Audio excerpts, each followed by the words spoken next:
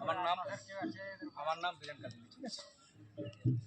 ওনারা এই যন্ত্রগুলো তৈরি বলেই আমি বাজাই। ওনাদের নাম হচ্ছে দুর্গা দাস, ওনার নাম হচ্ছে তরুণ দাস, ঠিক আছে। তো প্রথমে একটা কথা বলি, তোমরা এসেছো কি জন্য? কিছু শিক্ষা, কিছু অভিজ্ঞতা, এগুলো তো শোনার শিক্ষা পাওয়া যায় না, ঠিক আছে। প্রতিটা মানুষের অনেক কিছু অভিজ্ঞতা থাকা যায়, তবেই সে মানুষের মতো মানুষ। দেখো, এই কাজটা করি, ইনাদের এইটাই পেশা, এইটাই পেশা, এইটা করেই খাই। আমার ওই ঢোল বাজনা করাটাই পেশা। এরপর বলবে ঢোল বাজায় তুমি কি করছো, এটাও আসছে। ঢোল বাজনা করে, সমাজে বাজনা করে আমি বলেই দিই। তোমরা বড় বড় দেশের নাম করো, একটা বলো।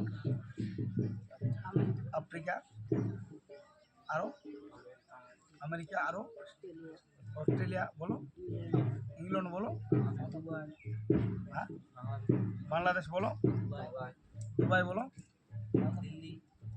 আর আমি দেশ বলছি, বড় বড় দেশ বলছি।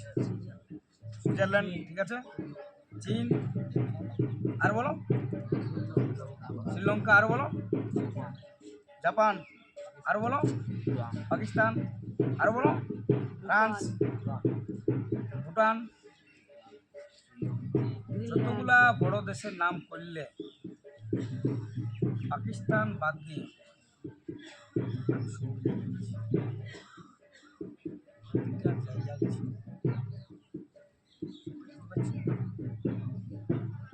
কি জন্য? আমার রোগটার জন্য,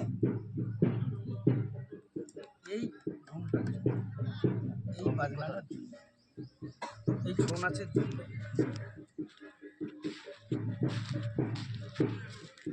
ঠিক আছে। অতএব এইটা কোনো ছোট জিনিস নয়। চাকরি করো, চাকরি করো না করো, কিন্তু এগুলার একটা, এগুলো আমাদের নিজের জিনিস, এগুলা একটা মানভূমির জিনিস।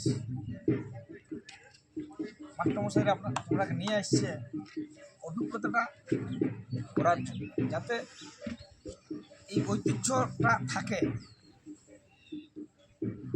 নিজেদের ঐতিহ্য, এটা মানভূমির ঐতিহ্য। এই ছৌ, নাটুয়া, ঝুমুর, এগুলো জানা প্রয়োজন। এই জন্যেই এত আয়োজন। আপনার বাড়ি এখানে, বাহ, বাগাম্বরটার জন্য জোরে একবার হাততালি হয়ে যাক। মানে বাগাম্বর সিং মানে তোমরা জানো কে উনি? উনি একজন বিখ্যাত ছৌ শিল্পী, বিখ্যাত ছৌ শিল্পী। ও যখন কিছু একটা কারণবশত জেলে ছিল, যখন আসরে না